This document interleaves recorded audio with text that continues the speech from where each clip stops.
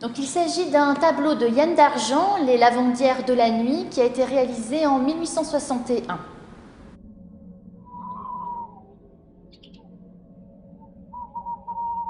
Le jour des morts, Job Postic rentre chez lui après avoir bien bu.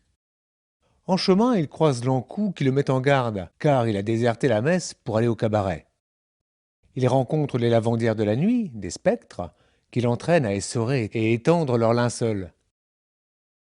Postic sait que s'il tord le linge dans le même sens que la lavandière, il évitera de se retrouver happé par le linge et broyé. Mais il reconnaît parmi les spectres des défuntes de sa famille, et, dans sa frayeur, il en oublie toute précaution. À l'instant même, le linceul serre ses mains comme dans un étau. Yann d'Argent, il est vraiment fidèle à l'atmosphère ambiante assez effrayante de cette légende, avec cette pleine lune blafarde, ce paysage embrumé, des couleurs sombres, presque spectrales, qui transforment un paysage nocturne en un paysage fantastique.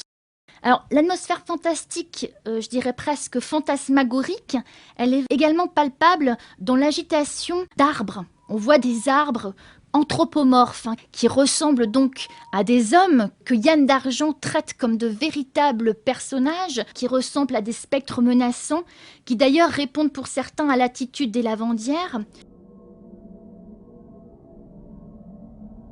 On voit aussi un mouvement de fuite. On a une impression de vitesse depuis ces lavandières accroupies autour du lavoir, jusqu'à ce personnage menaçant qui s'en détache pour arriver au groupe qui entoure la victime et qui semble presque en lévitation. Ces lavandières, elles semblent glisser au-dessus du sol et emporter Postic vers son funeste destin. Et ce mouvement de fuite, cette gradation dans la vitesse, elle est aussi donnée par le format allongé de la toile. D'ailleurs, c'est une diagonale assez coutumière chez Yann d'Argent, qui est également dans l'œuvre Les Vapeurs de la nuit, conservée au musée des Beaux-Arts de Quimper. On retrouve vraiment cette même composition et cette même ligne de fuite vers le ciel.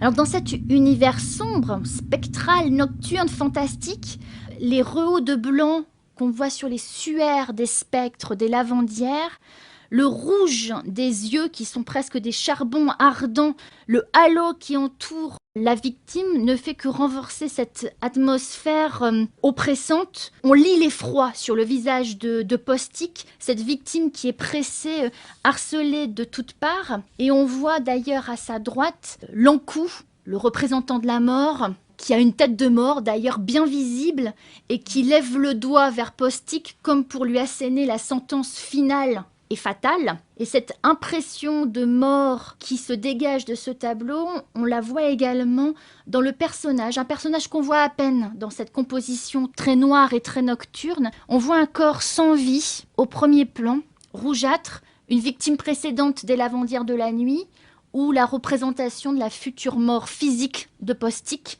Là, Yann d'Argent ne répond pas et laisse au final l'imagination du spectateur galoper.